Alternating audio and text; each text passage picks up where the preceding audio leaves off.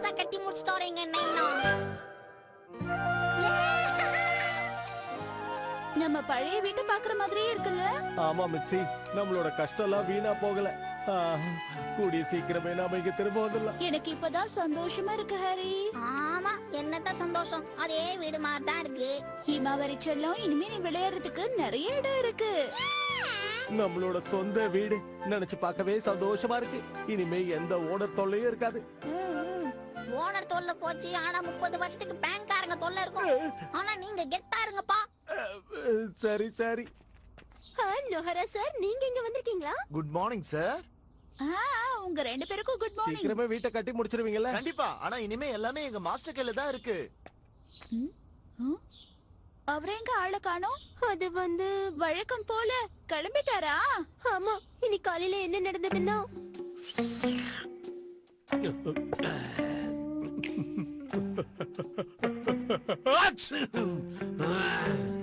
எதுவுமே சுத்தமா நல்லா இல்ல. எதுவும் சரியில்லை. இந்த டிஷ்யூ பேப்பர் கூட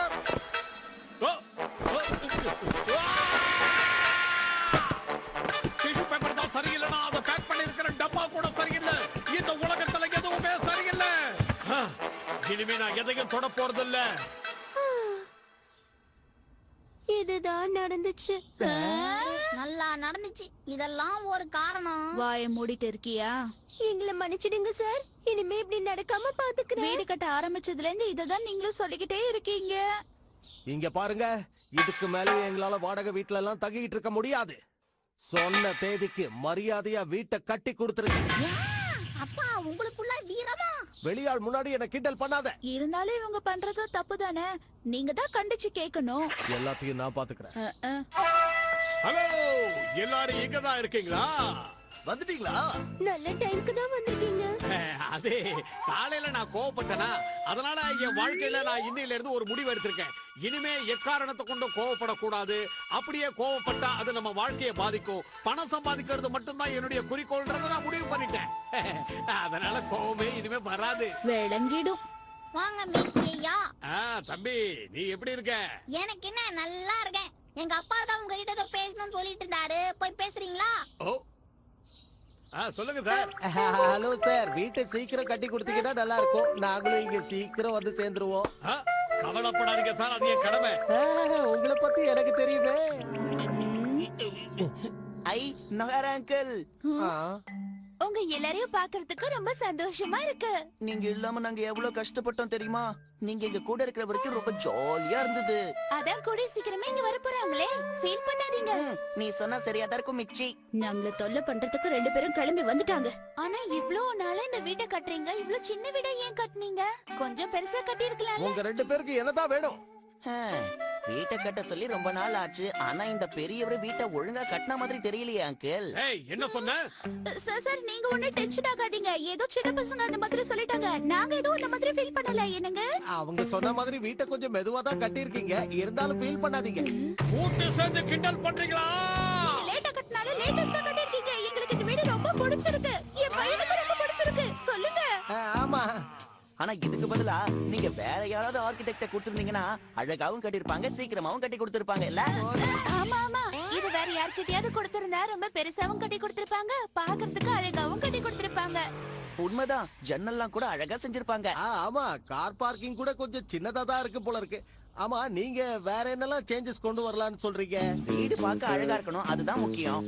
வீட்டுக்கு வெளியில சின்னதா ஒரு கார்டன் ரெடி பண்ணலாம். நம்ம பட்ஜெட்டுக்கு ஏத்த மாதிரி எவ்வளவு அழகா வீடு கட்டி கொடுத்திருக்காரு இவரு. கமிட் ஆவறதுக்கு முன்னாடி அமௌண்ட்ட பத்தி ஒரு தடவை யோசிங்க. நீ சொல்றதுதான் சரி மிச்சி. கிடைச்சதை வச்சுக்கிட்டு சந்தோஷப்படணும்.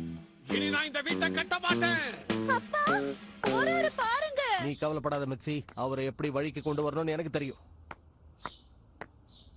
ஒரு நிமிஷம் அங்கேயே நில்லுங்க. நீங்க சொன்ன மாதிரி இந்த வீட்டை நான் லேட்டா தான் கட்டி இருக்கேன். என்னால பொறுமையா தான் கட்ட முடியும். உங்களுக்கு அவசரமா இருந்தா நீங்க வேற யார்கிட்டயாவது இதை கொடுத்து கட்டிக்கங்க. உங்க மனசை புண்படுத்துறதுக்காக நான் இப்படி எல்லாம் பேசல. ஆனா நீங்க வீட்டை மெதுவா கட்டுறீங்கிறது தான் உண்மை. நீங்க சீக்கிரம் கட்டி கொடுத்தா தானே நாங்க இங்க வர முடியும்.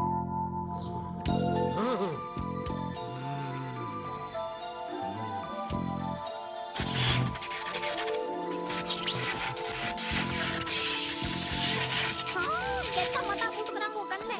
அப்பா கோவப்படுறது நியாயமே இல்ல. நோஹாரா சார் நிலைமையும் கொஞ்சம் யோசிச்சு பாருங்க. சின்ன பொண்ணா இருந்தாலும் ரொம்ப விவரமா பேசுறா. நம்ம பிரச்சனையை உங்க அப்பா கிட்ட தெளிவா சொல்றாளே.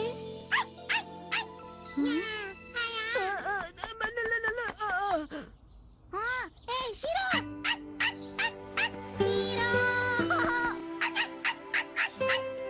அச்சோ என் ஷீரோ குட்டியை பார்த்து எத்தனை நாள் ஆச்சு.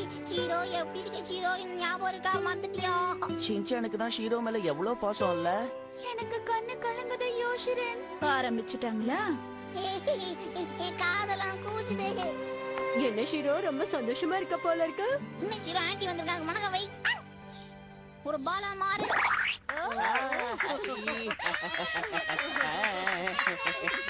பரவாயில்லையே, எதையும் மறக்கல.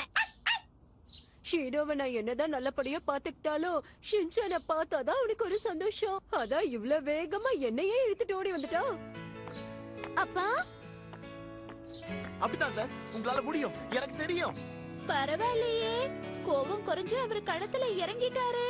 ஒரு வழியா புது வீட்டை கட்டி முடிச்சிட்டீங்க போல இருக்கு. ரொம்ப சந்தோஷம். அப்படின்னா கூடிய சீக்கிரமே குடும்பத்தோட இங்க வந்துருவீங்கன்னு சொல்லுங்க. ஆமா, அடுத்த வாரமே வந்துருவோம். சரி, நான் வரேன். என்ன மிச்சி, இப்போவாவது நான் தைரியசாலிங்கிறத நீ ஒத்துக்கிறியா இல்லையா? நீங்க பெரிய வீரருங்கிறது எனக்கு முன்னாடியே தெரியுமே ஹரி. தேங்க்ஸ் மிச்சி. ஷீரோ ஓடியா ஓடியா.